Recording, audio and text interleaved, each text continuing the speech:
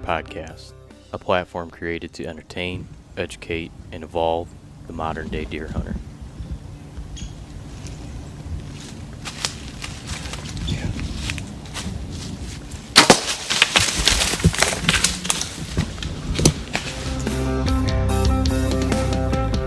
Okay, so I got us recording now here, and I'm joined this evening by a good friend and fellow deer hunter, Todd Havel. Todd, how are you doing this evening? Good.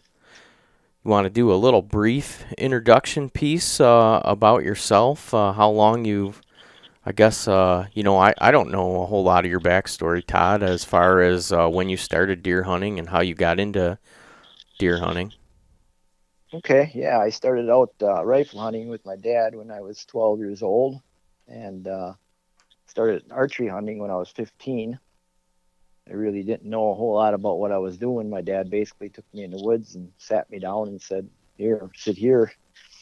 And I got into archery hunting. I had to learn basically on my own. I really didn't have any mentors or anything, so it was kind of put the pieces together a little at a time over a lot of years.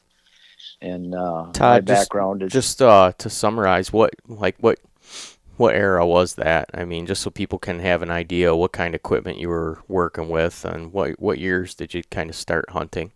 Well, mid to late 70s is when I started. Okay. So I've been 40 some years now of hunting. And I was compound bows were just coming out. Yeah. Most people were still, the old timers were all shooting just a stick and a string back then. And I went out and spent some of my hard-earned money and got a compound bow. You remember what kind it was? Yeah, it was um, it was a cheetah, American archery. It was out of Ocado Falls, Wisconsin, Okay. and I wore that thing out the first few years. I shot thousands and thousands and thousands of arrows. My first deer ever with it was a fawn. I spined it. Were you shooting aluminum? I'm gonna assume aluminum arrows were what was everybody was using. Were people using cedar arrows at all when they first started shooting compound bows, or was it aluminum right out of the gate? Well, I was shooting aluminum right out of the gate. They had aluminum out on the market already. I think pretty much everybody was shooting aluminum when they had the compound bows, the old stick and the string. You had the recurves and long bows. They were shooting wood cedar arrows yet. Yeah.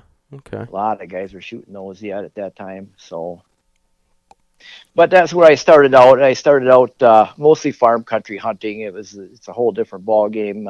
We did get into some bigger country out here. Bigger areas, but most of my hunting was farm country hunting. It was a mid 90s when I headed north, and I decided to take on a challenge of the big woods, and that's a whole new ball game. You leave farm country where you've got everything's pretty bottlenecked down. The bedding is pretty tight. You take a look at a map, and in 2 seconds you can kind of figure out where the deer are going to be, where they're going to move, how they're going to use the land, and little woodlot to woodlot and creek bottoms, and then you go up to the north woods and you look at these thousands and thousands and thousands of connected acres, and you look at it and say, well, what do I do? Where do I go? It's pretty daunting when you first go up there. Yeah, it is. Yeah, I can attest to that. I was lucky though. I will admit, and I will admit it was absolute 100% luck. We went up and scouted, and I found a bottleneck situation in some cedars, some old mature cedars in between two swamps. And there was a nice runway running through there. And I thought, well, this would be a good place to sit. So I set my stand up. 2 weeks later, we came back up. It was during the rut. I hung my stand in the morning, and I went and sat in at night. and I shot the biggest buck of my life Really? that night. Yeah, a huge 8 pointer. To this date? Well, I've shot a few bigger, but this was by far probably my oldest 7 year. It was aged at 7.5. Just a brute of a deer. My very first day, very first hunt up in the northern country, and I thought, well, this is easy. And boy, did I find out it wasn't. But it sure seemed that way when I first got one. So You're a Wisconsin native, and am I correct? yeah, central Wisconsin, I'm from. Okay, so you were what kind of grew up hunting or started off hunting the the southern region or the central region where you Central farm country. It's all farm out here, okay. pretty much. Yeah, What there's some bigger blocks, but not a whole lot of it. And like I said, the mainstay is farming. what was the deciding factor in you deciding to start going north? Was it a family thing or I guess there was something a challenge for me to do that. I had become pretty proficient at shooting deer back here. Nothing, no age class. Back then, we had no age class here. An older deer was a very rare thing because it was brown, it's down mentality, sure? and a 2.5 year old deer was rare. Anything older than that was extremely rare. The farm country woodlots, they just drove them out. Now all the farmers got together back then. It was a different time. They didn't sit in their little box stands. Farmers would get together and make drives, and they pushed one section after another, and I mean they literally shot everything out. Hmm. So there was no age structure, and I know up north there was a chance for taking a bigger buck and something with some age. So I thought, well, I want to go check that out. And I guess when you go up there the first time you ever go up there and hunt and you shoot a monster buck, it kind of it's in your blood. Then I guess after that. Yeah, I can only imagine. Did you feel like you had these expectations? I mean, I just couldn't imagine that situation. I have to imagine it's like it would be here in Michigan to go up and do that. It would be extremely uncommon, and then for that to be your first experience up there, where you kind of like, boy, this is going to be a breeze, or did you have a little bit of reality that might not always be this easy? I got lucky this time, or Well, I thought it was going to be. After that, I thought, wow, this is easy. Uh, just find a bottlenecked area and go sit and you're gonna kill a big buck. And like I said, I found out after that it wasn't quite as easy as I thought it was going to be. And then the learning process started. And again, it, it's when you look at it, it's so daunting. It just goes on forever and ever and ever. And where do you sit? That was the big question. And over the years up there, I kind of put the pieces together a little at a time, and just spent a lot of time up there, and put my time in, and when I learned, and I guess really when things kind of clicked for me was when I started tracking. how long were Because you stand hunting or doing the more traditional methods before you made the shift to tracking? well, I started up there in the mid '90s, and I think this will be like my 10th year of tracking. Okay. So if you have to do the math and back it up. Um, Probably 15 years or so up there before I started tracking. Oh, wow. But it was being up there in the big wide open country that made me want to try it. I had tried it in the past a few times without really knowing what I was doing. Just grab a track and take it for a while and see what would happen. Mm-hmm. And I didn't have any success at all. Had no idea what I was doing or why I was even doing it, and I messed around with it a few times. But I ran into some information from the Benoits out east, and that kind of got me into tracking. It was like, well, if these guys could do it, I'm going to give it a try over here, see if it works. Mm-hmm. So, and I hunt northern Minnesota, and I hunt northern Wisconsin and the UP. So I try to get all three of them if I can work it into my schedule. I've heard that name so many times, the Benoits, and it's just shame on me for never have taken the time to read what they have out. But it must be some impactful stuff because I hear so many people talk about it. I'm putting it down on my list of things to do here this week. Do they have? I know they must have written a couple books, correct? I don't know if they did any videos or anything like that. Yeah, they've got quite a bit of information out. They've got about four different books out now, three or four different books, and then they've got, I don't know how many DVDs they have. I know I've got three of their DVDs, I think, and they may have more out now, but I don't keep up with it anymore because it's not that I don't have anything to learn, but I'm doing my field learning in the field now. Sure. I've got enough experience behind me now that when I want to try a new technique or check something else out, or try something a little different, then I just you know I put it out in the field there. I don't have to read about it in a book. I just try it. Is part of that too, like after you established your foundation for how you um, started to see success tracking, did it vary a little bit from potentially what they had spoke about and written about? Or, I mean, did it directly correlate? Or I'm learning now that areas, you take information and then apply it to an area, and then you really have to make the adjustments because all areas are so different and the deer in those areas are different. Or is tracking something that kind of correlates regionally? I've got my own technique basically, and a lot of things. It's like everything else. When you read about something in a book and then you go to apply it, you find out that there's a lot more detail than you ever thought. There's a lot of things that you never thought about when you were reading about it in a book. And then you also know that when a guy is writing about something in a book, he can't write about every situation that comes up. Basically, when you read about something, they're giving you the normal, generic situations, Sure. and then you take that information and you start applying it in the field, and then of course you find out that it's a lot more detailed. Nothing is as simple as it seems at first. So it's a learning process, and I have learned that where I track, it's a lot different than what they say it is where they are now.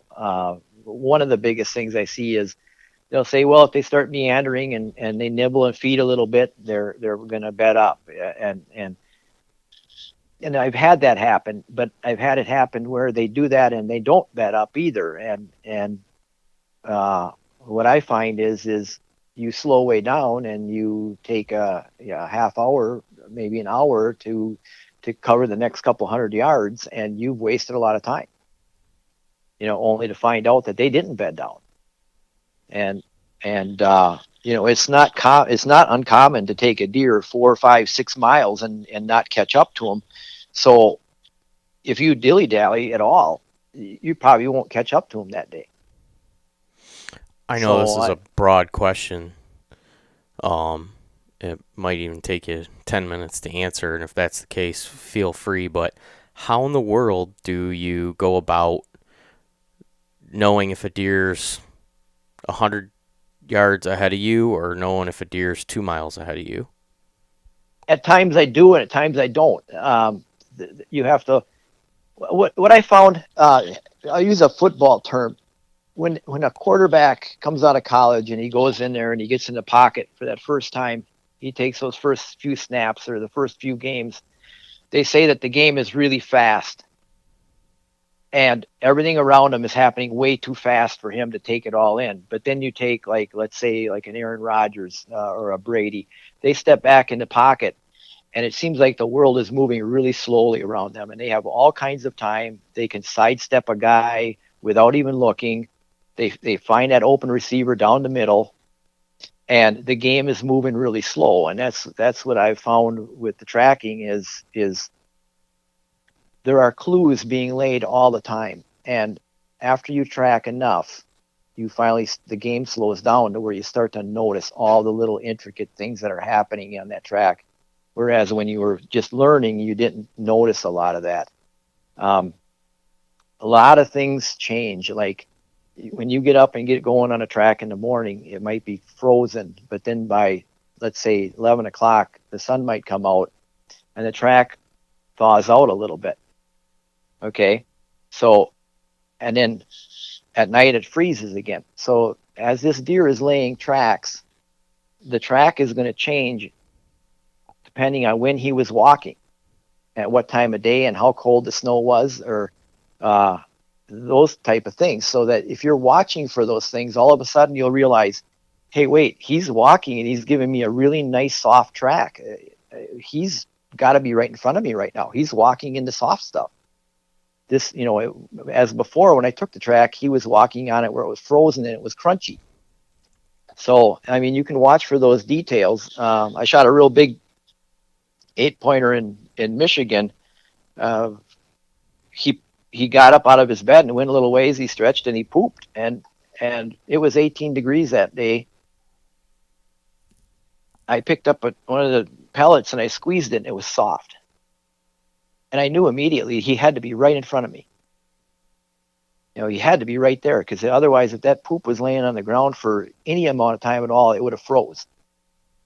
So, there's little keys like that. A lot of things I look at too. I even scoop up when they take a pee. I'll scoop it up and I'll smell it, because urine changes odor really quickly. It deteriorates really quickly, and the odor actually changes over time. So the stronger it smells, the closer you are to them.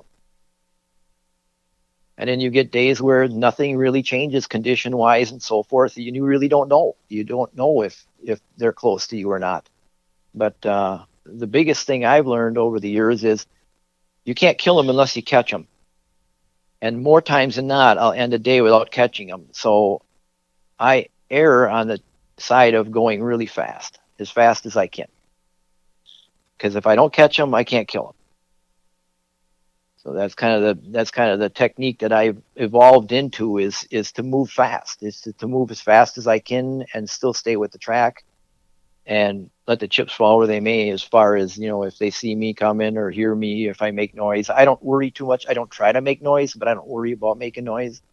I won't purposely break branches, but I won't dilly-dally along either, trying to, be really quiet, because that deer could be 4 miles away from me yet, or 2 miles away. Right. So I don't waste a lot of time trying to go slow or really, really looking for the deer. Now, if there's signs that they are feeding up and they are meandering, and they start rubbing trees and stuff, then I will slow down, and I will be more patient and watching. I'll be keyed in a lot more, and I will slow way down at that point, but I won't slow down to the point where I'm doing a death creep. I want to keep moving. I want to make sure I catch up to that deer. And they may be bedded down, but he may have bedded down there for 2 hours, got back up and kept going that night. And so he did bed, but if I spend an hour and I come across a bed that's cold for the last 4 hours, well, that didn't do me any good either. Right. So it's as far as where he is, I've come to the conclusion that it doesn't pay to even try to guess anymore. I don't try to guess anymore. I just get on the track and I go, and I try to stay with the track, and I try to move as fast as I can, and I try to freshen them up, is what I try to do. Do all deer travel at a different rate of speed, or in general do they kind of have a consistency about how much ground they cover and how quickly they cover it, or is that just a product of their environment that they're in? Or Well, I'm chasing mature bucks. I'm on a big track, and I'm chasing mature buck, and it's during the rut, and they eat up country. They don't run. They just take nice, easy strides, and they keep going, and they eat up country. They go and go and go. It's amazing. They will walk for miles without ever stopping, without ever checking up. They just keep eating up country. They're looking. They know where they're going, and they just go from one doe area to the next doe area. looking for a doe and heat, and so they eat a lot of country up. Does and fawns don't seem to travel as far. Matter of fact, if a person wanted to fill doe tags, now that I know what I know about tracking up in the North Country, filling doe tags is about the simplest thing as there is. You Well, just find a fresh doe track and jump on it, and she isn't going to be that far. She isn't going to go that far, and you're going to get a chance at her. And I mean, that's almost simple now. so they travel much less distance than. Yes, yeah, there are more homebodies. Okay. There are more homebodies. When you say doe areas, can you kind of elaborate on what you identify as, like, what you're looking for a doe area? Well, you'll find pockets. That's what I seem to find in the Northwoods, especially when there's fewer and fewer deer. There's little pockets, and when I say a doe area, it could be like a 40-acre area that they kind of hang around in. It could even be bigger than that, but it's got the feed and the cover, and they for some reason they want to be there at this time, and it's got maybe good bedding and good feed and something to drink for them, and they hang in those areas, and sometimes you almost bump a doe in the same spot every time through an area. Sometimes they scattered around. So when I say an area, it's kind of a very, very loose term. But they do have their little pockets that they stay in, and you got to watch for them. You got to watch for droppings and feed where they feed, and you start to realize that a lot of these clear cuts. One of the nicest places to find them is these overgrown clear cuts. And then you add a hillside on that where they got some visibility, and they'll park up on them clear cuts where they got a little visibility, and they'll sit and they'll watch down below themselves. And that's one spot where you'll see they got a lot of feed, and usually there's some water if there's a swamp nearby, and you got to look for it. The problem with it is I've got 40 some years of stomping in the woods, and when I was younger, I almost lived in the woods, so I've got a lot of time in the woods. And a lot of the things that I'm saying might not register with some guys, and some guy going up to the North Country for the first time, going to look for a doe area, it might be very daunting for them. It might be very frustrating for them to, oh, I don't know what he's talking about. It just some things you can't cheat time in the woods. Sure. So, but you got to look for the pockets of them. You got there's feed, there's tracks, there's their browsing stuff. There's going to be poop, trails, beds, and that's the kind of things you got to look for. And if you're hunting a rut, you definitely want to keep track of every place you see does. Would you say that digital maps have been one thing that's really helped to expedite that learning curve? I mean, I'm assuming now that you use a lot of digital maps, and if you were, if a guy was trying to look at and locate, like, potential doe bedding areas, is there something on a map that you'd be looking for? Yeah. Again, you're looking for a possible bedding. You're looking for feed. You're looking, for browse. Edges, again, they're an animal of the edge.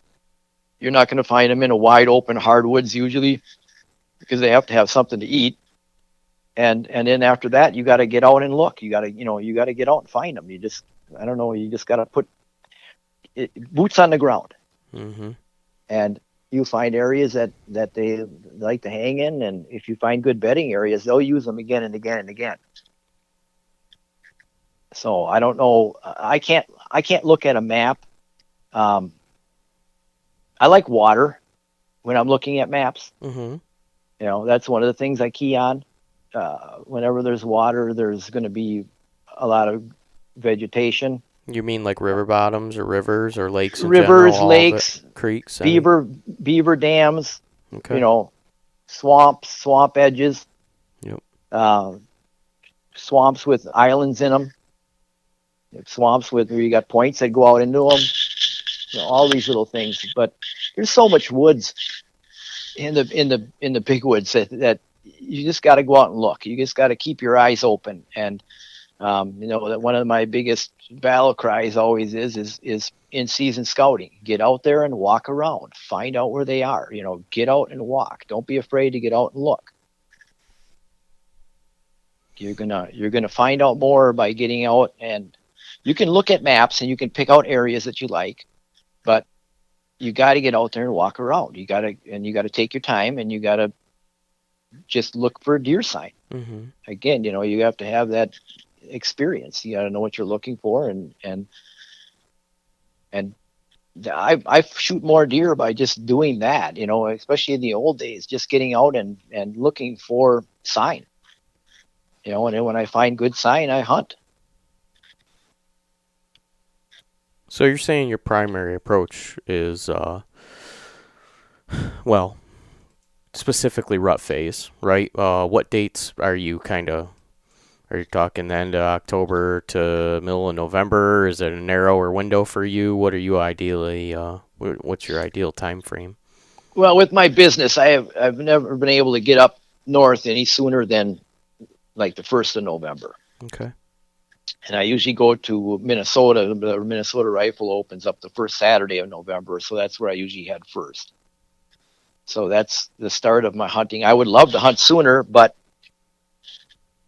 I just can't get away. I would love to get up there and do some archery hunting, but I just can't. I can't get away. Don't have the time to do it. Mm-hmm. I had a bottleneck. It wasn't so much a bottleneck. It was an overgrown popple slashing that I found by tracking. There was a big buck coming through there, and he had one trail he came through all the time, and he had a really nice rub line in there, and it was like 3 years in a row he was coming through there leaving nice rubs. And I know in my heart, if I could have got up there in early November or late October and sat that rub line for like 3 days, dark to dark, I probably would have killed that deer.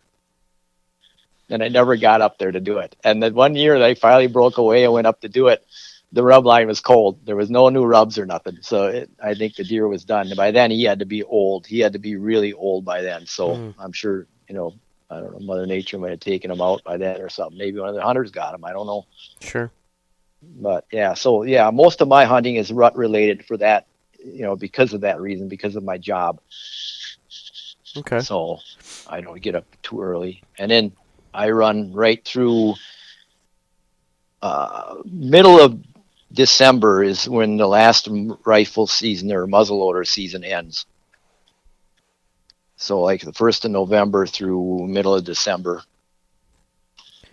Have you had any experience or luck with like the direct, I know you're a friend of Dan in Faults, and obviously Dan loves the early season and preaches the bed hunting, but for myself, I've struggled in the big woods to find, what I can ID as these worn in beds that are being used consistently day in, day out by the same deer or even multiple other deer. Have you had any luck in applying or using that strategy, or is it basically just these deer are just covering ground and they're not holding up in a small area like that? They will. You will find good beds, and one of the best ways I've found to find good beds is by tracking. You'll find a lot of times you'll find their core area, you'll find their home, you'll find where they're hanging out, and when you find a Northwoods bed, which you don't find them very often, it'll be a dandy. And it'll be in a spot where you sit there and you look at that and you say, I can't hunt this deer here. It's impossible to get near this deer. And that bed will be worn, and he'll use it a lot, and it'll be a dandy that's using it. And I found quite a few of them over the years like that, but I've never had a chance to get up there early season to try to hunt them. But that being said, they are, I'm not going to say nomadic, but they do move with the different feed. So that bed may be good for 2-3 weeks. It may be good for a month. It may be good now, and it might be good a month later. It might be good again. I see. They keep going back and using those beds again, but it's situational, and they move with the feed and they move with the rut, and so bed hunting is a little bit tougher.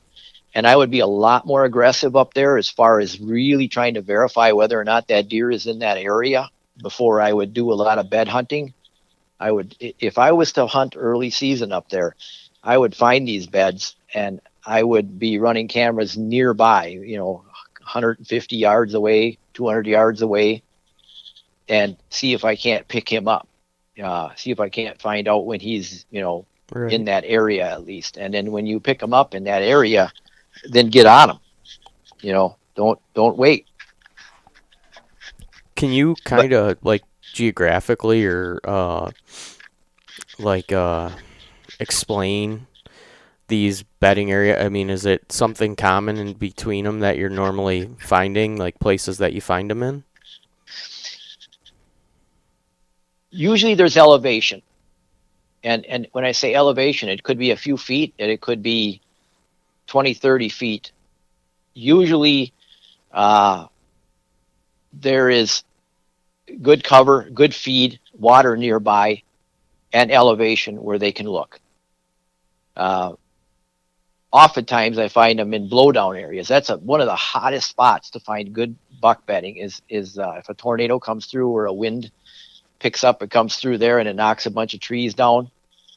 Uh, it always seems like it's on the side of a hill near a marsh, a swamp, and there's a blowdown area, and then there's a lot of new growth in the area, so it's kind of dense in that area, and then the old down trees are laying all over.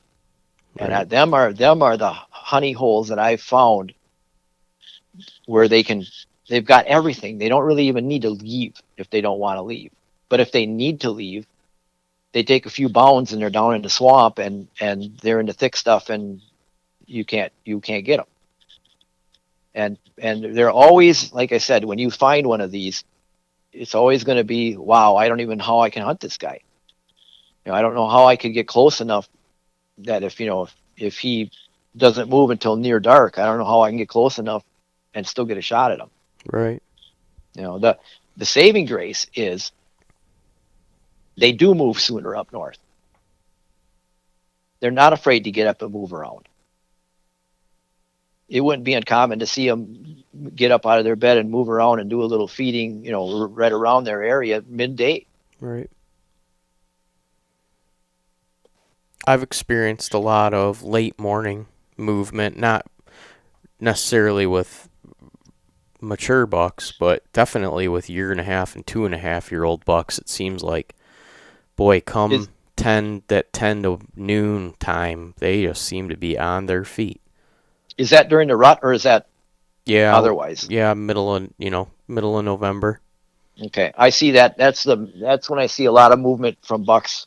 When I used to do a lot of sitting also, and I think it's because they run all night, and then wherever they hole up, they sleep for a while. Mm, And I think that about that time they start getting restless again, and they'll get up and move again. that makes sense. I've noticed that. Yeah, that mid morning. I've had more luck during the rut sitting with a bow or a rifle mid morning, like you say, 10 o'clock, 11, 12. Me as well. I wondered if part of that was too that they well, that they like to maybe lay down and monitor like the doe. Obviously the does. I see a lot of doe traffic first light, and in and around that first hour.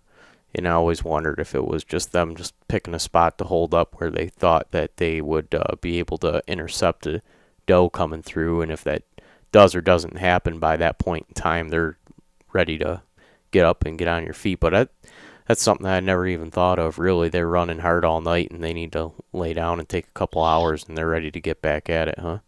Yeah, I think what happens there is one of two things happens. Either they find a doe or they don't. And if they find a doe, of course, they're locked up with her then. If they don't, they'll find a place to hole up for a while and lay. And they may lay the rest of the day. They may lay until, like we were talking, 10 o'clock, 11 o'clock, 12 o'clock, and they get up and get antsy and get going again.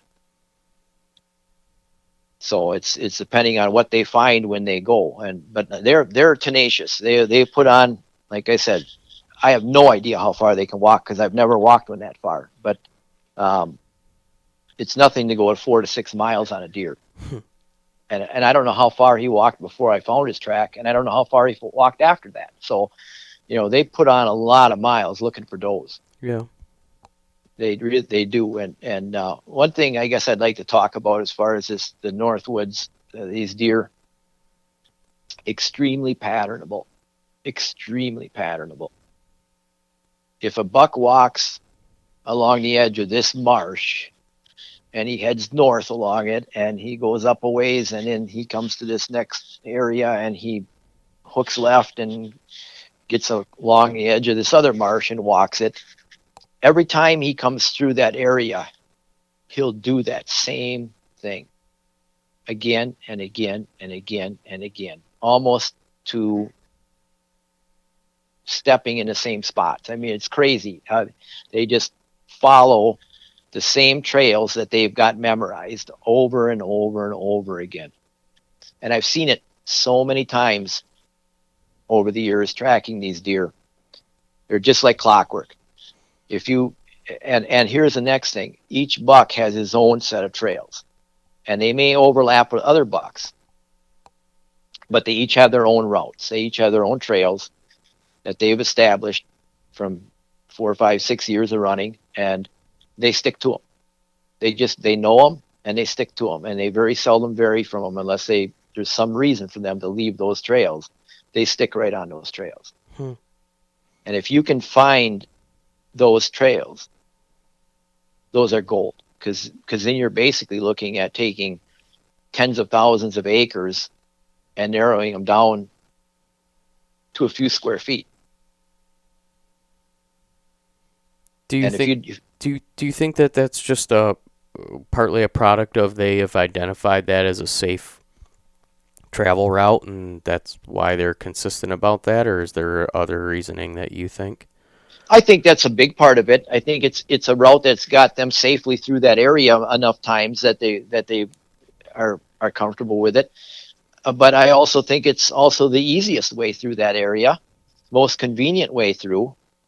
And I guess it's the combination of those two things. It's the easiest, safest way.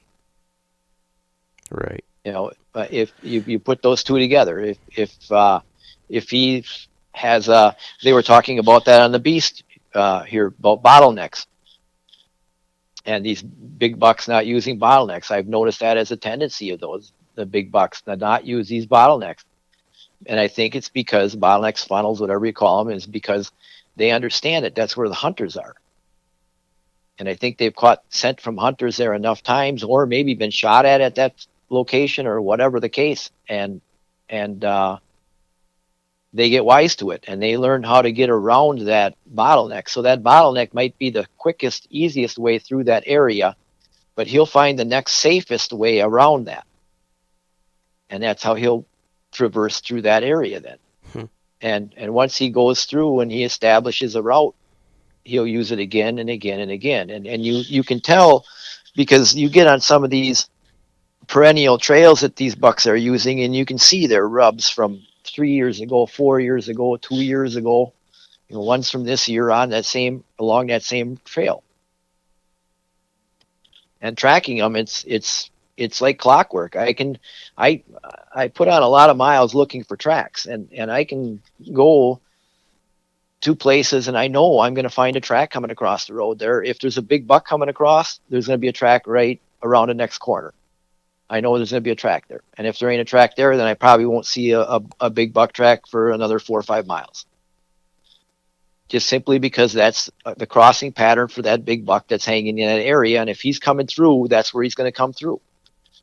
And like I said, I can't stress that enough. If you want to find them, you got to get on the snow and find those trails, and you have to mark those trails, and then you have to hunt those trails, whether there's snow or not, or whatever.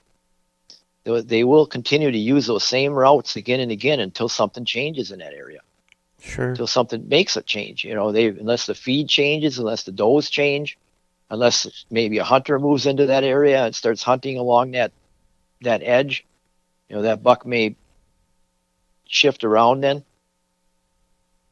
But they are so predictable, it's crazy. and it's one of those patterns that I've seen again and again and again. I just every year I go back to areas looking for the same deer that I hunted the years before, and I always go back to the same spots, and I always catch them in the same crossings. Hmm. So that's a really, when it comes to big woods, that's a really big piece of information. That's a really big key to hunting those bucks, is learning the runs that they have, their routes. It's Because interesting. like I said, you're taking hundreds of thousands of acres and you're narrowing it down to a trail. Right. Yeah, it's interesting hearing you say that because I've, in more than one circumstance, heard people, have opportunities to or kill a deer that, almost to the day, to the hour on a trail camera the year before, and then no joke, next year, same day, there that deer is again on that camera in that same spot. And a testament to what you're talking about. They know where they're going. They know what they're doing. They're doing it for purpose. And if they're that patternable, boy, year to year, They did a study up in the area where I hunt, up in Clam Lake, Wisconsin, years ago, back in the 70s. They radio collared a bunch of bucks and they studied them. And they had an article in the magazine, and I cut the magazine article out and I put it somewhere, and I can't find it. I lost it now, and I tried to look it up on the internet, and I haven't been able to find it. Maybe somebody else can, but uh, the guy talked about what he learned by radio collaring these deer, and he said the best way I can summarize it in the fewest amount of words is every buck is individual and does his own thing. But whatever he does, he'll do it again and again and again, year after year after year, until he dies. hmm, He says, to almost to a scary level, like you're talking. He said, if that buck decides to change over to a wintering area, he said he will. If it takes him 2 weeks to move from where he was to that wintering area, every year after that, he'll take him about 2 weeks to make that journey. And the next buck may move to a wintering area, and he may do it in 2 days. And the next year, he'll do it in 2 days again. And the next year, he'll do it in 2 days again. So one buck diddles and daddles away, moving to his winter area. The other buck, he just heads there, and he on purpose, very purposefully, hmm. to get there, and switching over from a summer feeding area to a rutting area. They'll do it every year, almost to the day, and come back to that same area where they did most of their breeding the year before and the year before. And he said, unless something changes drastically, these deer stick to the same patterns year after year after year. And if they're doing that, it's not such a stretch to believe they'll use the same trails every year. I mean, you think about it. When you go, if I told you to go down and get me a pizza at, let's say, Pizza Hut, you already know in your mind how you're going to get there. You don't even have to think about it. You already know how to go to Pizza Hut. And you're going to go to Pizza Hut the same way you went to Pizza Hut the last 10 times you went there. And that's what these bucks do. They get it in their head, well, I'm going to go looking for does over there to the north. And he heads there. And that might be 3 or 4 miles away. But he already knows how he's going to get there. And he'll walk the same trail that he did the last 4 or 5 rut seasons. And like I say, I think it's because it's convenient and it's safe. You touched on it already twice, and I kind of want to dive into it a little deeper on the rubs and the rub lines. I was just recently up scouting, and we found, and it's not like I could pull a chalk line out and, make it a line and say, oh, it's a rub line, but we found a series of rubs in an area that literally a third of the material from the tree was removed. I mean, you could just tell year in, year out, these trees have been getting worked over. And I mean, my brother was a pretty long fought argument, really. He was pretty convinced they were elk rubs, and it took me a while to convince him otherwise, and I finally did, and he did finally agree with me. He probably might argue that when he hears this, but there was no doubt in my mind that these were mature buck rubs that had been worked over for years. They were, maybe the middle of them was, belly button height, or around your hip. But I mean, you could just these things were just carved out, and I was just sitting there looking at them for a while, thinking like, how are these getting used, and when are these getting used, and what do these mean? Because it's just obviously these things, are a bunch of deer using these, or there's the same one year in year out for 3 or 4 years that's been doing it to these. But I'm talking trees, the size of my hip, not a little sapling either. Usually when you get those, they call them the signpost rubs, and that's a rub in a location where a hub more situation where you've got like following a creek bottom, and then you've got a ridge that cuts through there, or something that's funneling these deer through from more than one angle. So almost any deer coming through this area are probably going to pass through that, and you usually get those signpost rubs in those areas. And in every buck that comes through, because so many of them get moved through there because of the terrain, you'll get a rub like that. And then every buck coming through will have to play with it a little bit. Mm-hmm. So that could be what you're finding there. Is it could be a signpost rub or rubs in an area. There's another thing that I see happening too, that and this is kind of guesswork on my part, so don't write it in stone, but I truly believe when you hit an area where there's a couple of one or two really dandy rubs where they really are beat up, really, really beat up, it's an area where you have overlapping mature bucks. I've always taken that as being an area where you've got more than one decent buck in that area. And it's almost like the lot line with your neighbor, where you're not quite sure exactly where it is, and you each want to let the other know, well, this is my territory. That makes sense. And I see that, and I base it on the tracks that I see, and the fact that I do see more than one mature buck in that area. That makes a lot of sense. The area that I'm talking about specifically would be coming out of a large section of what we'll call hill country, a little higher elevation, rolling topography, funneling down into miles of swamp.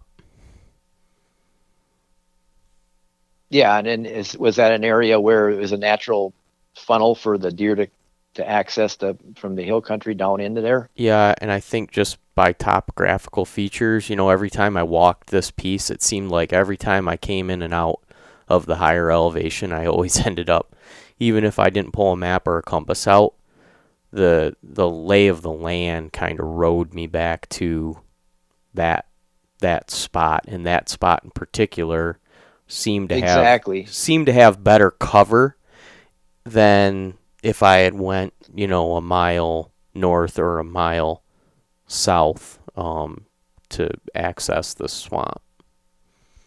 Yeah, and you're going to find that the deer do the same thing. They're walking along and they end up there. And that of course is when they're first learning their areas. They just naturally are funneled through those areas, and then it just becomes every deer that's coming through that area that is going to end up there just by the way the land funnels you along. So that's where I would say that if you had a rub there, that's what I would call a signpost rub. Every buck that's coming through there, cruising through there during the rut, is going to end up coming through that area. The ones I'm talking about where I think there's overlapping territories, they're usually a really aggressive rubs, and signpost rubs are all wore down because they've been hit so many times. But one thing about these rubs is that they're usually really gouged up hard, like whatever was rubbing them really was mad. just really, really gouged into them hard. And I see that, like I say, where I think those might be the overlapping, uh, where there's two mature bucks have their territories are overlapping somewhat.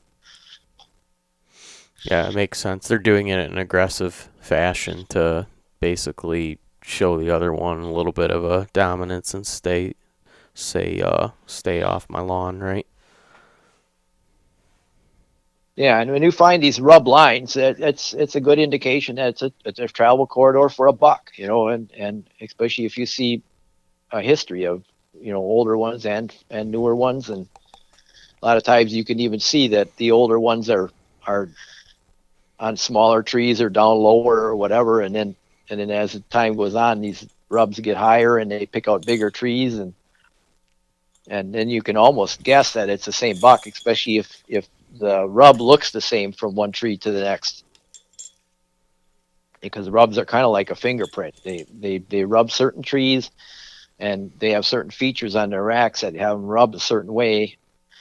So you can kind of tell a buck that once you learn what a buck does, what he likes to rub and how he rubs, you can usually pick his rub out, a mile away even on a different tree. Hmm. That's interesting. I would have never thought that. I never had Yeah, that thought process. yeah, they are. They're very much so. And then, like I say, sometimes you'll even kind of chuckle because you can see the progression of the years as they got a little bit bigger and stronger. They picked on a few bigger trees then as time went on. Hmm. When you But they're say but they're they're they're they're individual. One buck might, of course, any edge is going to get used by deer, uh, but just because one buck decides to use a certain way through the land doesn't mean the next buck coming along is going to do that either. They all have their own way. It's amazing how each buck has their own path that they want to take through an area. And they're so individual when it comes to that, and they're so picky, and the bigger they get and the older they get, the more they tend to have their own path that's not associated with the other deer. They have their own way through the areas. They don't even like mature bucks don't even like to walk on the trails of younger deer. That's one of the keys I use when I'm tracking as to whether or not I'm on a more mature buck. If I come across a track that meets up with the track that I'm on, I watch to see how they react. Because the bigger, more mature buck won't walk in the other one's track for very long if he does at all. Whereas the younger one will get on the older buck's track and he'll stay with it for a long time. So I kind of use that to gauge whether my buck is the biggest one or not. hmm. And that sometimes will get me to switch. When the whole rub line thing still on that they is this something that they typically just focus on in a natural travel pattern already, like they're going from bed to feed, or it's just a area that they frequent, or like that they would deem, or you would deem more of their core area where they'd be, making a rub line? I think a rub is just a signpost. I think a rub is just saying, "Hey, I'm here." They leave their scent behind when they rub, Mm-hmm. because they rub their scent glands. And I think it's just, "Hey, I'm here. This is my area. This is where I come through." I really believe that. That's all it is when it comes down to it. In the end, they're just leaving a sign saying, "Hey, this is where I travel. This is my area. This is where I hang out." It's a communication. Sure. Yeah, I've even heard some people talk about that they'll a lot of times prefer to rub in like conifers because they like the softer wood, and something to maybe that the sap holds the scent of the deer longer, and that they like to use those for that reason. Have you ever seen that to be a pattern? The only pattern I can tell you is that if Buck A decides to rub cedars, he'll look for a cedar to rub, and he probably won't rub anything else. The next one, buck B, decides he likes maple trees. That's what he'll rub. Hmm. I really noticed that to be the case. Each buck kind of picks out a tree he likes to rub. Most of them like the pine trees, almost always. That's a pretty typical. Popples, especially younger bucks, seem to rub popple trees a lot more, but the older ones will rub popple trees too. Right. But they seem to pick out a species of tree they like and the size of tree they like, which can be kind of mess with you too.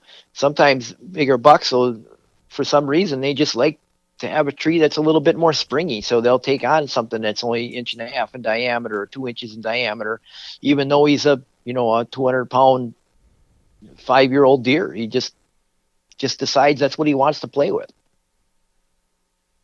And following these bucks too, just because you see little rubs doesn't mean it's a little buck. I've seen these big bucks tear up little trees all the time. And usually too, when it get back to the rubs, a lot of it has to do with they'll come across like another buck and they get a little agitated, so they'll rub up a tree.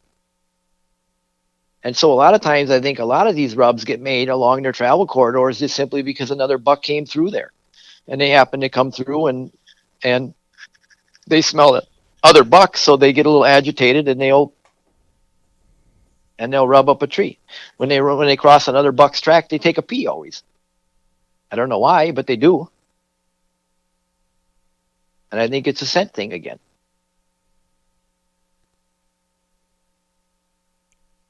What about scrapes? Are they making those constantly? I mean, along their travel routes, or is there somewhere along their route of travel that they're typically? I mean, because that's one thing I do find during the rut phase in the big woods is, boy, I mean, I find scrapes everywhere, and very often it's nothing more than 2 or 3 swipes of the paw under a low-hanging pine limb, but it just seems like, I get into some areas and it's like, geez, there's 15, 20 scrapes right inside this little 10-acre pocket. I mean, if we're sticking on the bigger deer? Usually what I'm seeing on the scrapes when I'm following these bucks is, again, they're along the travel corridors and they're strategically placed at crossings. So this buck might have a travel corridor. He goes through this area, and then all of a sudden there's another travel corridor that crosses there. It's like again, like a hub type situation. And that's where you'll find more of a primary type scrape. You'll see a little bit bigger scrape and a scrape that gets opened up often, and every year you'll see that scrape gets opened up. The little ones where they paw the ground here and there, sometimes what you're seeing there, or what you could be seeing, is just aggressive rut activity. You got a doe in heat, and she's hanging around an area, and there's 2 or 3 bucks, especially these younger bucks, they're circling around. They get all agitated. They'll rip up brush with their antlers, and they'll scrape the ground. And a lot of times you could find these areas where there's been a doe in heat, just because you'll find a lot of scrapes in one little area, and little trees are hooked up pretty good, and a lot of tracks. And once in a while, you'll even find where they fought. So where they really tear the ground up. You can really, when they get into a fight, you can tell it. Right. So that might just be a product of there being a hot doe in that area, and they'll kind of hold up shop there temporarily. Yeah, I think that's what you're seeing there. I think a lot of that, when you see a lot of the little, 4 or 5 paws with the, and then they move and then paw again a little somewhere else. I think it's probably more of a subordinate buck that's a little agitated. So for a mature buck, if a guy was, scouting and locates a big scrape, would there be reason that you'd choose one over the other to hunt over, or would you not even hunt over it knowing what you know? I mean, I know a lot of guys implement that in their strategy. If I had history on that buck and I knew his bedding area was right there, that at one of his bedding areas, I should be careful when I say that. He might have 30 spots that he beds down. But if I had history on that buck and I knew his bedding area was right there, that one of his bedding areas, I should be careful when I say that. He might have 30 spots that he beds down. But if if there's one, if I know that there's one that's wore in pretty good, and it's 150 yards away or 200 yards away, and I know that he uses it a lot, or that bucks use it a lot, that isn't too bad of a scrape. And that would be the type of thing I would hit right after a rain quit or right after a snow quit, because they have a tendency to get up after those things and move around. And for some reason, they love to go freshen those scrapes up after they got rained in or snowed in. So that's one time where I would probably take the time to sit on a scrape. Normally, I don't hunt scrapes. I'm I've hunting more along the lines of the travel corridors, I've closest akin to where I think they might be bedding. yeah, I've seen that same thing. I've been in the woods when they when it quit raining, and all of a sudden that evening you see four or five bucks, and looking back on that, I've seen that pattern repeat itself, and I've heard Dan talk about that as well. Another little thing too. Now I don't know. Every area might be different, but I cut my teeth up in northern Wisconsin more than Michigan or Minnesota. I started hunting those later on, but I noticed a pattern, because earlier on I used to get up and do some archery hunting up north, and I noticed a pattern almost every year to the day. October 26th or October 27th, rub lines would, rub lines would open up, or excuse me, scrapes would open up. You'd be out the 24th, 25th, nothing. You wouldn't find a scrape in the woods anywhere. You go out the 26th or 27th, and everywhere you go, there's scrapes on where there used to be ones the years before. And it was really strange. I noted it because it was so, every year was the same. So I kind of decided that that would be a really good technique to use if you can time that out. And if you're going to pick a time to hunt a scrape, if you see them opening up in your area every year about the same time, hey, beat them to it. Go out there a day before and sit for 3 days in a row over a place where there's a scrape that's getting used every year. Yeah, it makes Or sense. where you see scrapes opening up. Again, they're patternable. It's crazy that they are that patternable, but it makes sense. I mean, just like we get in a routine of getting up and brushing our teeth and going to work and coming home and eating dinner and washing dishes. I But we guess. have a calendar and a clock, and they don't. I don't know how they figure it out. Well, it's that gland in their eye, right? It is all. I think a lot of it's dictated by the photo period. Correct? That's what they say. I don't know if that's true or not, but they sure have some sort of a way of knowing what time it is. Yeah, they do, without question. What about talking a little bit about edge, that they like edge for swamps. If we're talking marsh grass or cedar swamps, are they commonly? I mean, I hear people say this a lot, and it kind of bugs me. People say, "Well, deer are lazy," or "deer are lazy by nature," and I never ID'd it as them being lazy. They're not going to use energy that they don't have to.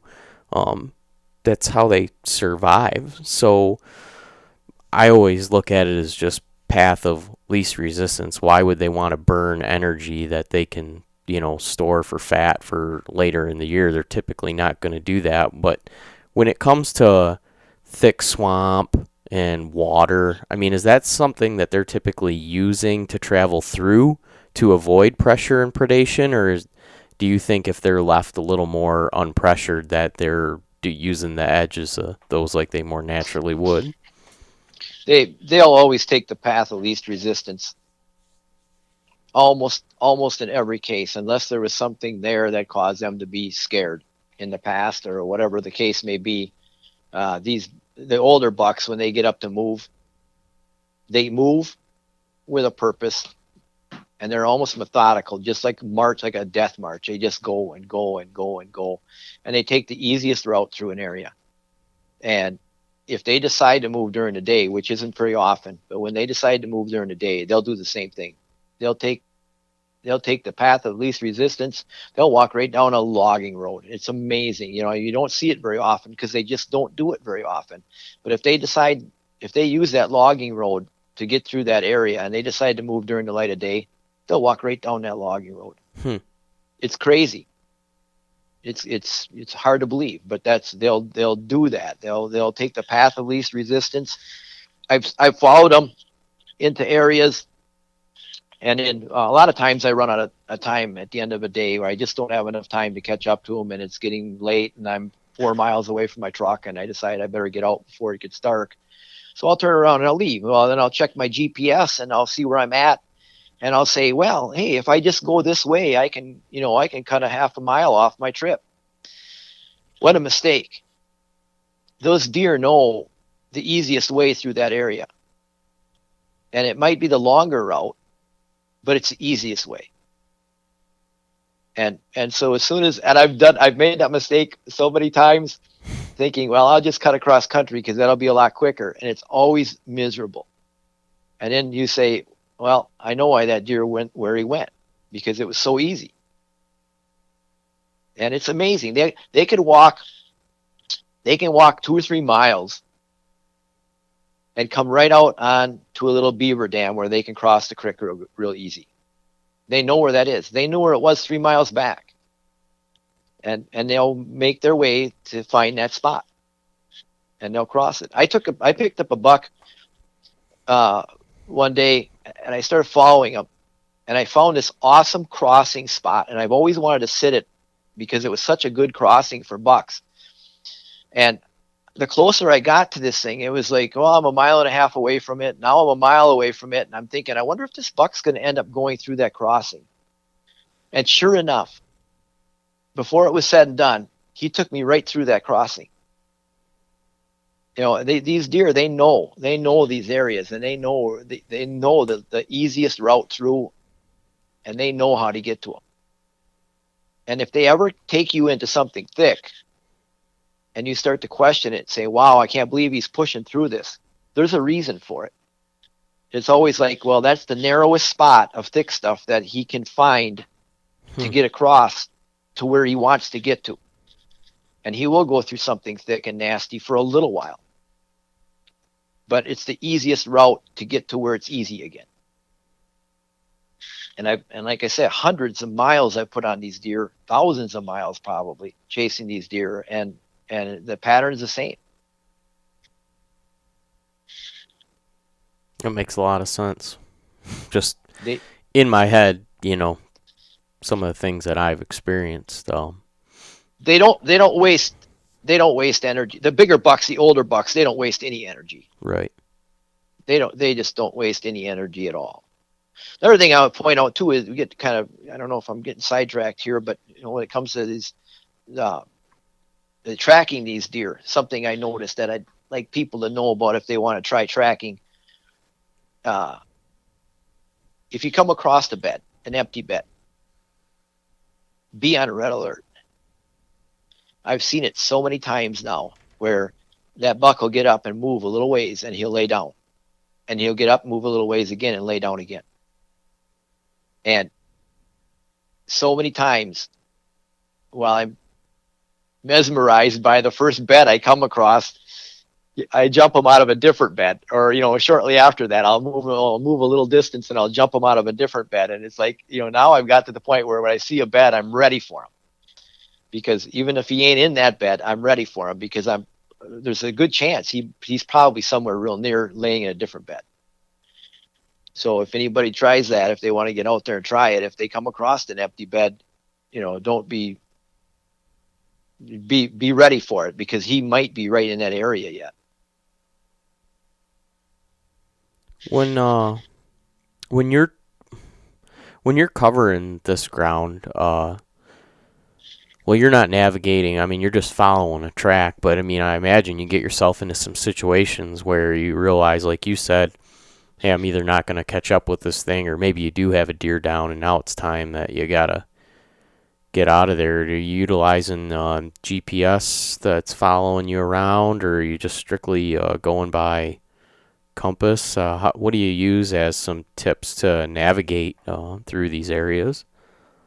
I use the GPS. I actually use my cell phone now. I actually got away from my GPS unit, and I'm going just by my cell phone. And my trails, I think, is the package I'm using right now. Um, and I just turn it on and I let it track me. Mm-hmm. And the reason I do that is it's so much more handy when you're trying to come out, because you can look for, with the aerial photos, you can find an old logging trail, and boy, when it gets dark, it's nice to move over a quarter mile, hit a logging trail, and walk out on that. Right. Or know that there's a huge marsh coming up, or a lake or a river or something that's going to get in your way, and you have to figure out how to get around that, navigate around that, instead of just blindly walking into it and saying, okay, now what do I do? So I love the GPS for that reason. I always mark my trails, and then but don't ever go into woods without a compass. And I always carry two. Matter of fact, I've got one sewn into my coat right now. If I need it, I have to cut it out. And because GPSs will not work, GPS's batteries will go dead. You could drop it, lose it. Um, it's I've got to the point now where once in a great while I won't even put my GPS on, and I'll just go without it, just to get used to not using it again, because it even I am learning I lose that art of just navigating the woods on my own. I get to relying on the GPS too much. So once a season, I'll just say, hey, today's the day I'm going to run without it, and I'll turn it on and mark my point, but I won't use it. And then I'll navigate out just using the compass. I'll look at my maps before I go in. I'll use my compass to navigate out, and I like to do that about once a year, just to get back in the use of doing that again, because it is an art, moving around the woods without that GPS. But the GPS is definitely the way to go. And here's another big key. We were talking about the consistency of these deer using the same trails again and again and again. Well, if you're following a buck, you're laying down his track. You got to keep a hold of that. That's information you need to keep. You need to transfer that onto a different map, or just keep that information on that buck, because that's a trail that you can kill that buck on early. Let's say when the rut just starts kicking in. If you're up there with a bull and you want somewhere to sit, well, go back on that trail that you followed him on before. You know where he travels. And as a matter of fact, if I lived up north and I stayed up there all the time, I would be tracking every time I had a chance, season or not, and I would be mapping every buck. Every decent buck in that area, I'd map every decent buck. I'd take pictures of his tracks, of his rubs, and I would have a map, and each buck would have a different color, and I would draw in every trail that he uses.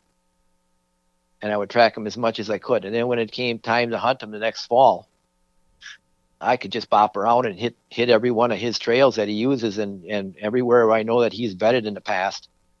And eventually one of these is going to make a mistake. And again, I'm taking hundreds of thousands or tens of thousands of acres, and I'm narrowing them right down to a few paths.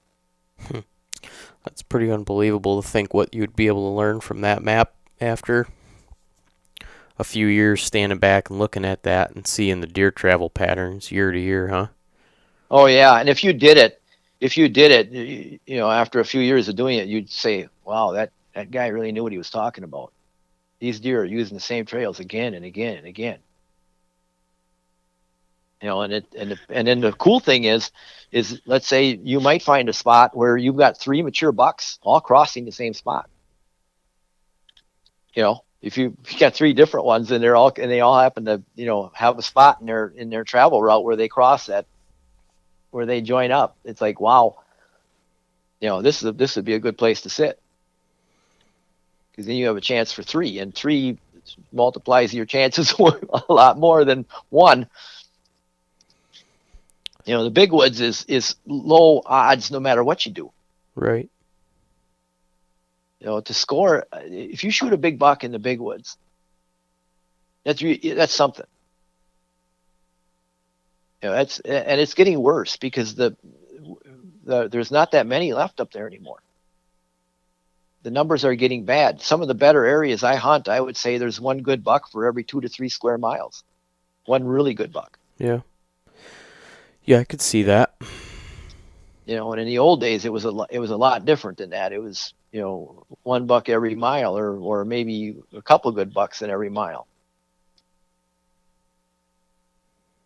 Are you saying I that more? I mean, are you speaking relatively to Wisconsin? I mean, do you think is a wolf issue or just more hunting pressure? Or It's cyclical. I hunt Michigan, Wisconsin, and Minnesota. Winter kills are a big deal. That's probably the harsh winters are probably the worst. yeah, Minnesota really blossomed with a lot of wolves. Their wolf problem got really bad up there, and they've had some bad winters, and so their really good numbers are down. Matter of fact, statewide, all 3 states are down right now: Wisconsin, Minnesota, and Michigan. The UP, the areas I hunt in the UP are really bad right now. I'm having a hard time finding a quality deer to chase over there. So it's the UP, I would say right now, where I go in UP at least. UP is a big area, but the areas that I've hunted, I'm having a hard time finding a quality deer to chase. I'm finding good pockets of them in certain spots, but which is a good sign that the numbers are coming back some. But as far as a quality, really dandy bucks, it's tough. yeah, So and it's cyclical. It comes and goes. yeah. We had those couple just historically cold winters. I know we're 2 winters past that now, and I've heard the same thing from people that the deer numbers are beginning to return in the UP. But I mean, we had like sustained 20 below those couple winters, and it was just unbelievably brutal on the deer herds. Well, a lot of northern Wisconsin is bad too. There's some areas yet where there's some age structure, but overall it's pretty rough. We have a cabin 17 miles west of Minocqua, and that area right over there, it's even hard to find a deer, let alone a big one. It's hard to find a deer. Really? The numbers are so bad over there. So and there's other areas where the populations are getting better, where they're coming back. They haven't allowed a lot of doe hunting, so the populations are rebounding a little bit. I wish the DNR would plan for the worst case scenario and always keep their numbers above goal in anticipation of these rough winters. Sure. But I don't know. They seem to try to. They seem to be playing from behind all the time. They're always trying to react instead of being in front of the game. They're behind the game. So when we have a few bad winters, the population gets so bad that it's easy to give doe tags out. It's hard to get them to come back. Right. Taking into account everything that you've learned over the years, if you were a guy that didn't have any experience really tracking, and you're gonna go up just in your traditional method of, going up, maybe doing a little bit of scouting and planning on hunting for a week, and you want to try to take a nicer older age class buck, what kind of area are you going to be looking for to set up on, if we're talking about you, where you feel that you'd, from what you've learned over the years, potentially put yourself in a situation to have the highest odds possible to capitalize on that short period of time? Well, I guess the first thing I would do is I would probably hunt the rut, because your deer are up and moving more. I would look for an area that has opportunity for deer to survive, which is your lower lands, wetlands, denser. I would stay out of the areas where you got the big wide open hardwood ridges forever and ever. Those seem to get pounded pretty bad every year by the rifle hunters. Places where there's select cuts, look for water. Again, I like water. Any kind of water is good. And then get out and walk. Get out on foot and walk. Look for rubs. Look for tracks. Look for scrapes. look for buck activity, and when you find it, hunt it. And that's the technique I would use. I would get out and I'd walk and look and look and look and look and really hunt. Look for sign, look for big clumps of deer poop, look for browse, look for rubs, those types of things, and then and check to see how old the sign is. If the sign is really old, well, that's not a really good thing. But if it's the best sign you find in the area, sit there. Hunt edges. Another big thing. That's where these deer like to travel. They like to travel these edges. You put those things all kind of together, and you go out there and you put a hunt together. And I would rather walk all day looking for a good spot and not sit than to sit in a spot where I'm just guessing. Sure. Yeah, I would agree with that. I've had so much luck by in-season scouting that I can't. That's another thing that I can't really stress enough is that in-season scouting. A little story. A good friend of mine up in northern Wisconsin went by an area where he saw a good buck sign, but he kept going in because he was hunting this other deer. He knew there was a deer back in there. He wanted to go after it, and he was going way back in after this deer. Well, every day he walked out there and sat out there hoping to shoot that buck. And every day he was coming through there, and he noticed this sign on this ridge coming up out of this marsh. And one day he finally got smart, and he says, "I'm going to sit here." And he went in there and hung a stand, and he shot a really big buck. And he'd been walking by it every day when he was going in there to hunt someplace else, and the sign was there, but he just was too stubborn to hunt it. And when he finally woke up to it, and finally realized, hey, I'm walking by a good sign every day. And he hunted it, and he shot that buck. Another guy I don't know, but a very good friend of mine was telling me about this guy. Found a really nice rub line back behind his place. And he sat it 3 days in a row. Third day, he shot a real big buck. And he said it was like the rub line had just been opened up. It was really fresh, and he thought, oh, I'm going to jump on this thing. And there you go again. I mean, finding that sign and hunting it. And the fresher, the better.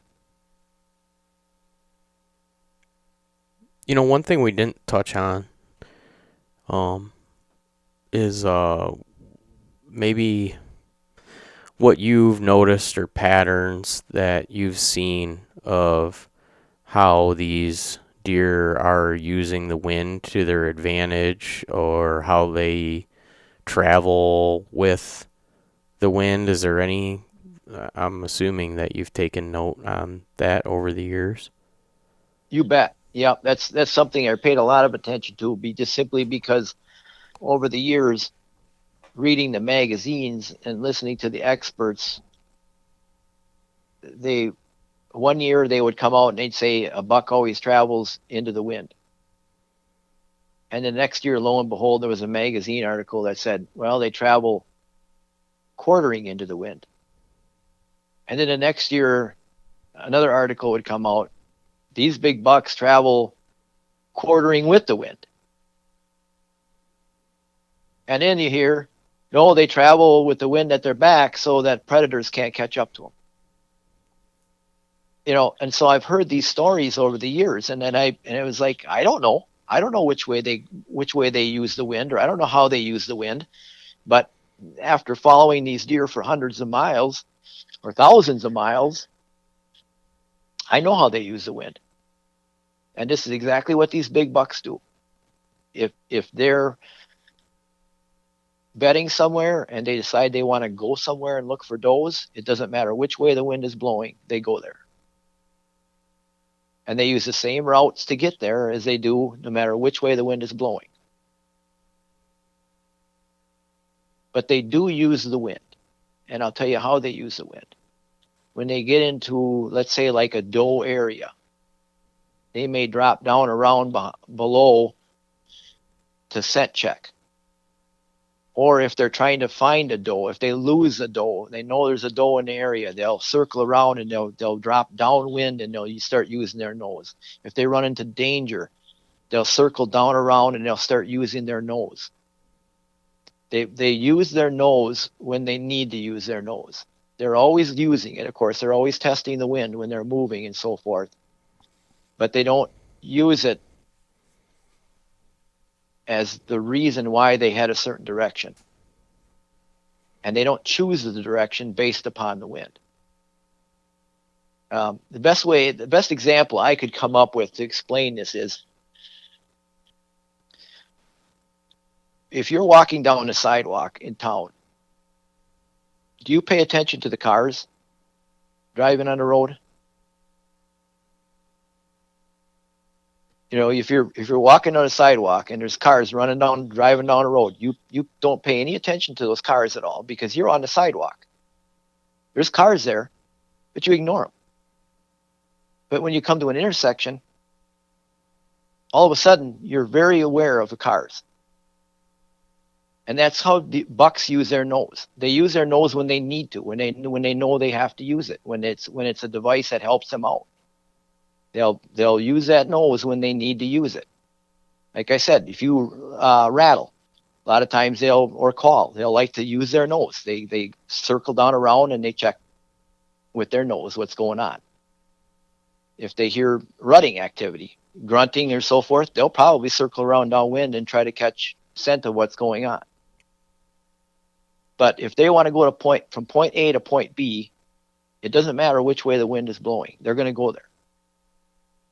And what you see, the confusion with people that hunt is they sit in a deer stand and they see a deer walk by. Well, that deer is in their line of sight for maybe 100 yards.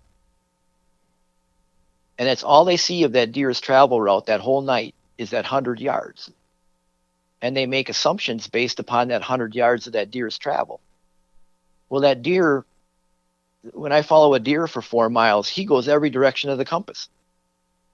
Depending on where he wants to go and how he's going to get there, he might go east for a while and then hook south for a while and then, head north for a little bit. And he uses the land to his advantage, and he doesn't really care which way the wind is blowing. He knows where he's going to go, and he takes the same routes.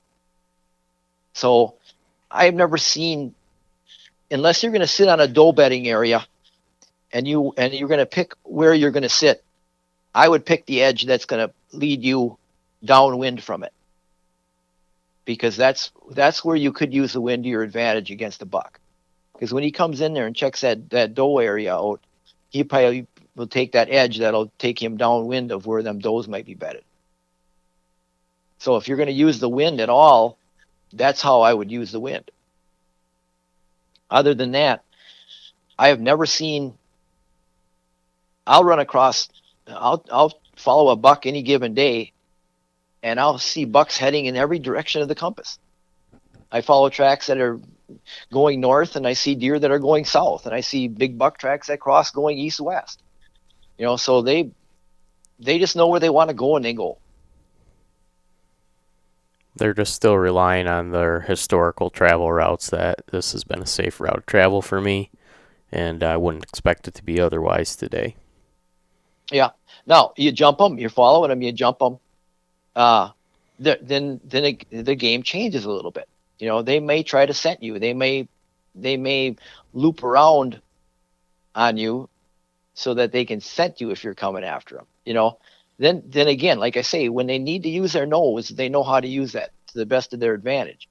But if they don't, if they're just on their normal travel patterns or whatever, there's no rhyme or reason.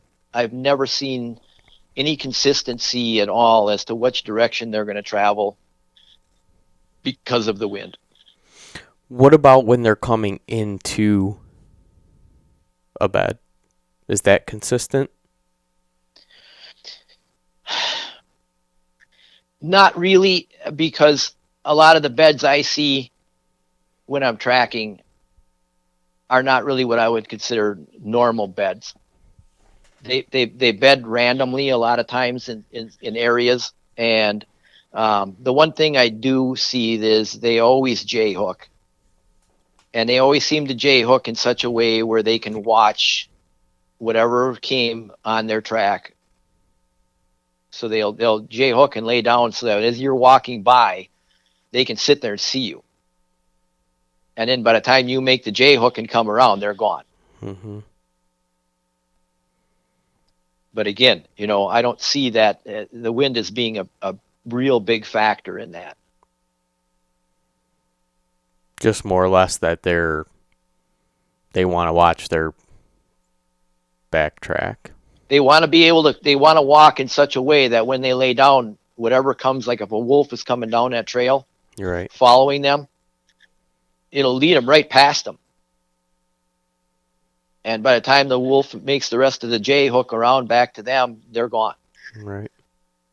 So they've got, and they'll lay down and they'll watch that their backtrack. Then they'll hook around and they'll lay down and watch their backtrack. I was tracking one, and it was so bizarre because it was in wide open hardwoods, and they didn't expect to see them there at all. And I jumped this track and I took off on it. I was going really fast because I was in hardwoods, and I figured I'd never catch them in there anyway. And I'm cruising right along, and I went down to a dip in the land, and I came up the other side, and I hit the top, and I froze right in my tracks. There he is laying 50 yards away underneath the little cedar tree. And he was facing right back at me. He was watching he J-hooked, and he was watching his backtrack. But he never saw me. And I'm still to this day, I don't understand why he didn't see me. I'm 50, 60 yards away from him in blaze orange, wide open hardwoods. And he's just sitting there. And I was so just amazed by this. And I didn't want to shoot him because he didn't have a real big rack. He had a real nice foot, but he didn't have much for horns. So I actually reached in my pocket and I grabbed my camera out and I took a bunch of pictures of him. And then I whistled at him and blew him up out of the bed and took some pictures as he ran away. And then I followed the track just to make sure it was him. I wanted to make sure that it was actually him, and he did. He went down past that area and he J-hooked and came back around, and he laid right down underneath that cedar. I still don't understand why he didn't see me, but I think part of the deal was I was moving so fast, and then it was just perfect. I went through that dip in the ground and I came back up the other side, and he must have just been, just not looking exactly my way or something. I came up and I caught him before he caught me, I guess. But they do that. They'll almost always J-hook. They almost always J-hook. And they always like to, they use that. I think they use it. People think that they use it to scent check their bed. I'm not so sure that they do that to scent check their bed. I think they do it to lay a scent trail down that brings the predators past them and gives them a chance to run away. Yeah, makes sense. Maybe it's a combination of both.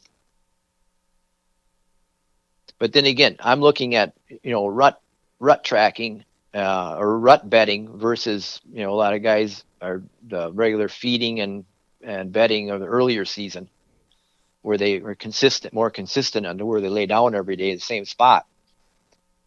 But these beds, they do their J-hook and then they lay down. I've had them do like a figure eight. It was almost crazy. And at times that how they do some really wild J-hooks and stuff. It wasn't even a J. It's like a figure eight, and they'll go make a couple circles even, and then they'll go and lay down. And I'm not sure if they just haven't found the right spot to lay down, so they're just kind of wandering around, or if they're doing that on purpose to try to throw off the predators. I do know one thing, though, that when they do that, they always get me. So whatever reason it is, it works for them. They get a good laugh out of it, huh?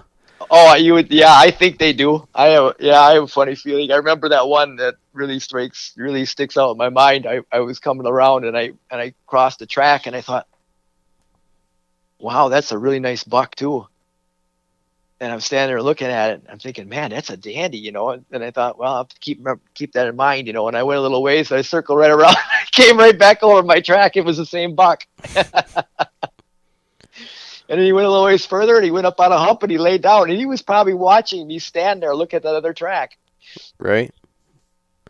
Yeah, I could imagine. So, is there anything that major that you've kind of picked up through these years of learning this stuff that I've missed here that you maybe want to cover that you might feel is important that I didn't touch on?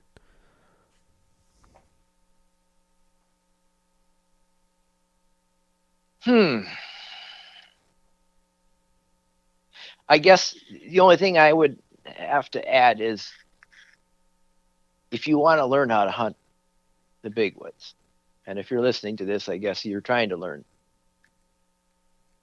The best way to do it is to follow these deer.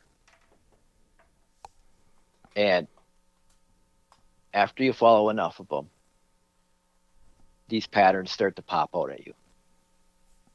When you and after a long time of doing this, eventually you walk into the woods and you look at the woods and you say, well, if I was a buck, I'd walk right through there. If I was a buck, I'd lay down there. If I was a buck, I would do this. If I was a buck, I'd be eating this. I'd browse on this if I was a buck. And then after doing it enough times for enough years, you start to think like they do. And I think that's the biggest key is once you follow enough of them, you start to think like them. And then you have an advantage when you're hunting them. The sad part about tracking is you start to realize just how few really decent bucks there really are out there and what your chances are of really getting one if you go out and sit. Makes you almost not want to ever sit because your odds are really low. It's a lot lower than probably most people ever imagine. Yeah. I mean, I think it's akin to winning the lottery to just randomly walk into a woods somewhere, plop down, and think that you're going to shoot a big buck. Right. I mean, it certainly happens, but yeah, people also win the lottery, so. Yeah. And there's things that you can do, all the things that we talked about tonight, to cut your odds, in your favor. But in the end, it's just, you got to put your time in, you got to work for it.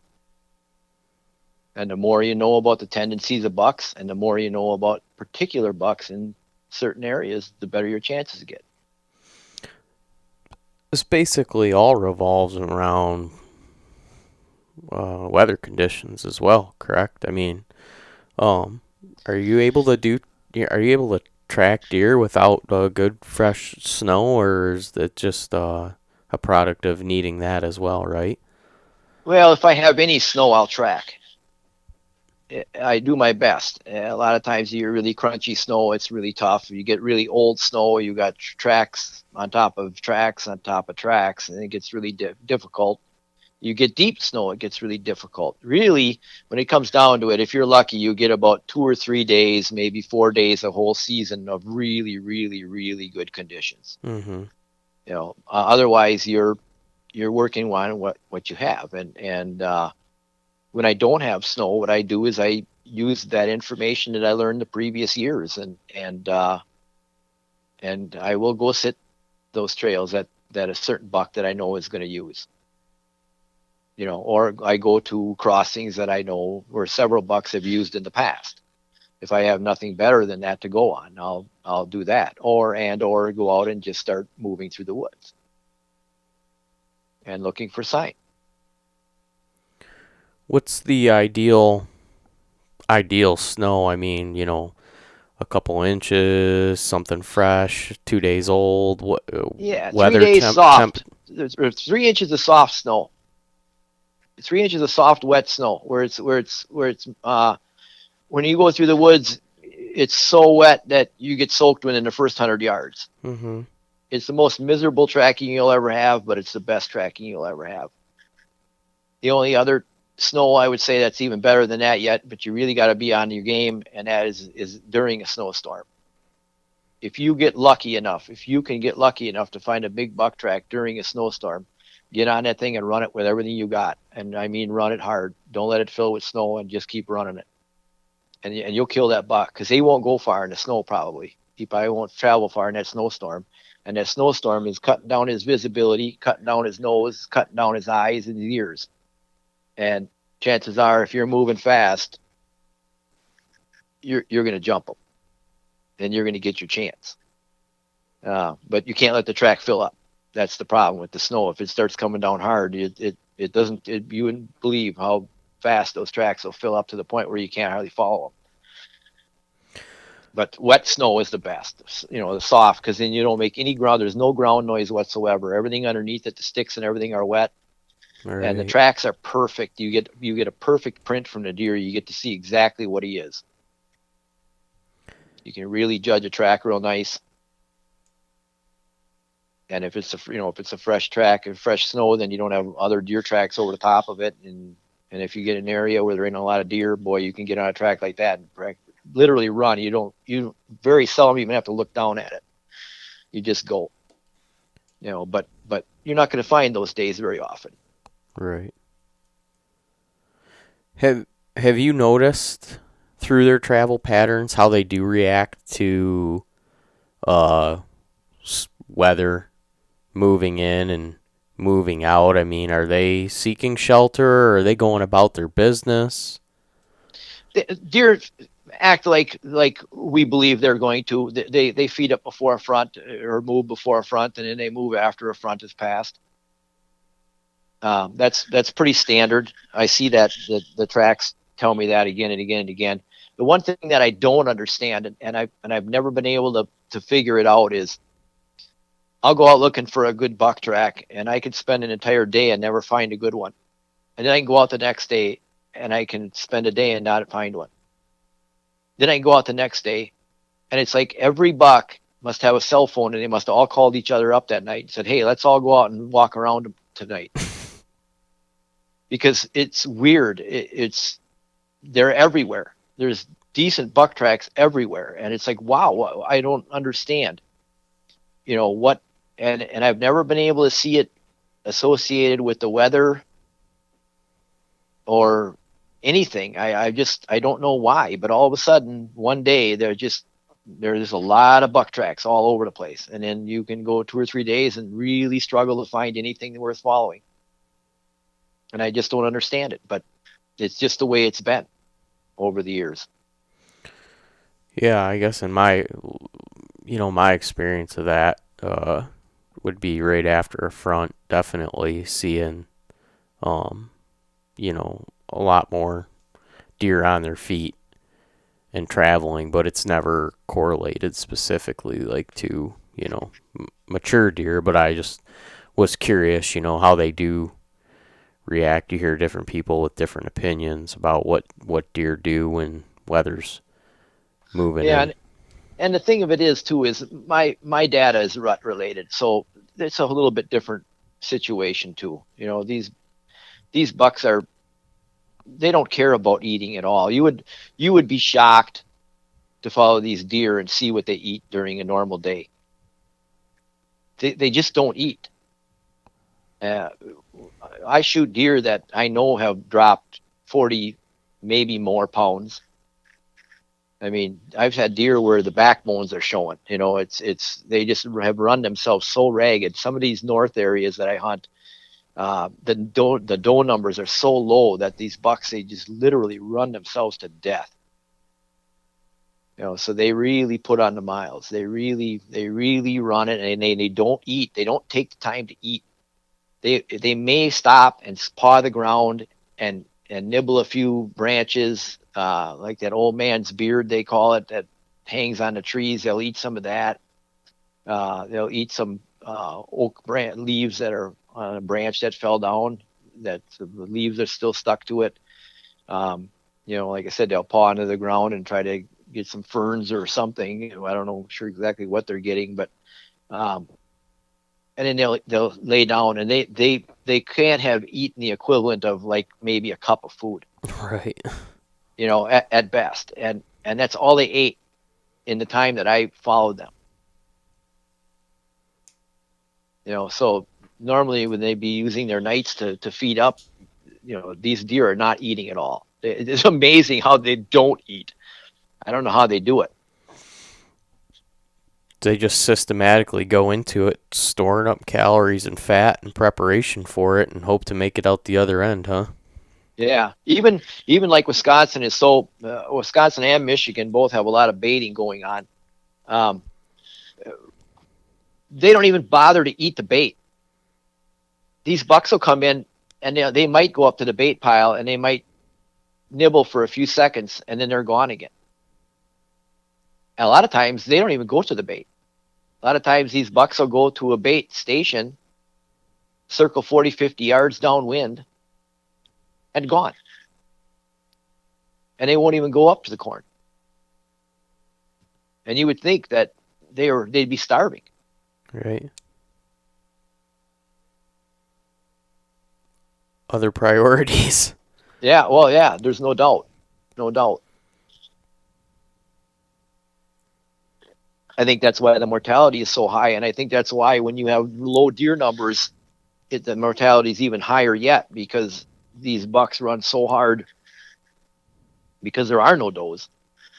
They just keep going and going and going. And they don't think about tomorrow. They don't think, well, man, I better store up some energy because it's going to be a long, hard winter. Right. Hmm. And like I said, it seems like when the deer doe numbers are lower, that's when they travel even further. That's when you really got to chase these deer to catch them. And it's bizarre too when you find one. When you find a buck, when a buck catches up with a doe, he ain't the only one. Almost always there's multiples on these does. That's how much these bucks travel. That when one doe is in heat, they find her. And I have verified they could smell them from up to a half a mile away. I would believe that. How do you? What I go by was one that I watched turn and go through some of the nastiest stuff I've ever seen. A blowdown where it was like going through a jungle gym, and I can't even believe this deer made it through without breaking his legs.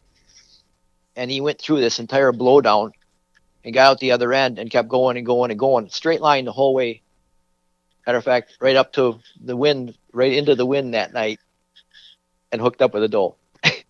And that's why I say that I know that it was that far because there was no reason for that buck to do something so foolish, That's except for interesting. one, and that's he must have smelt that doe.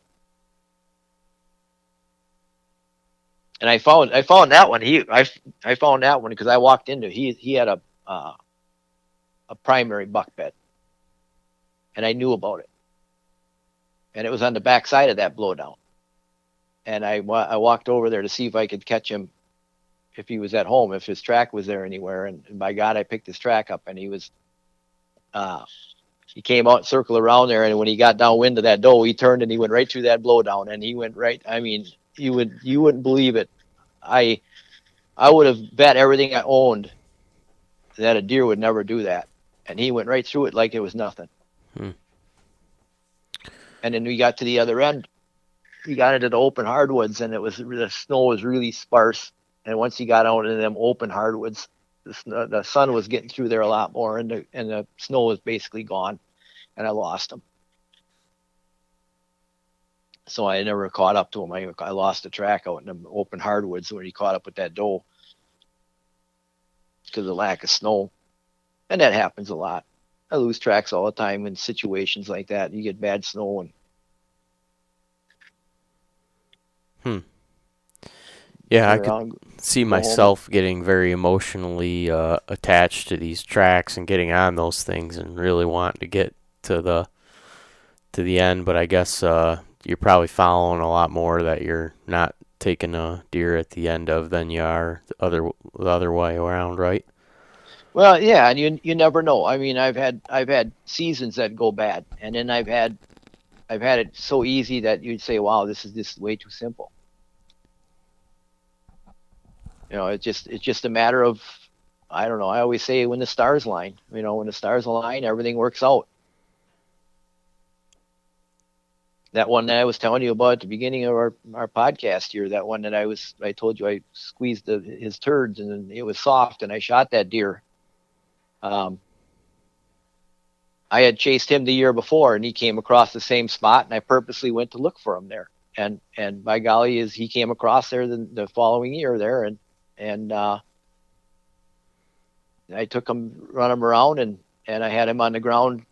Well, I had him on the ground, tagged, pictures taken, gutted out, everything by I think it was like 9:15 in the morning.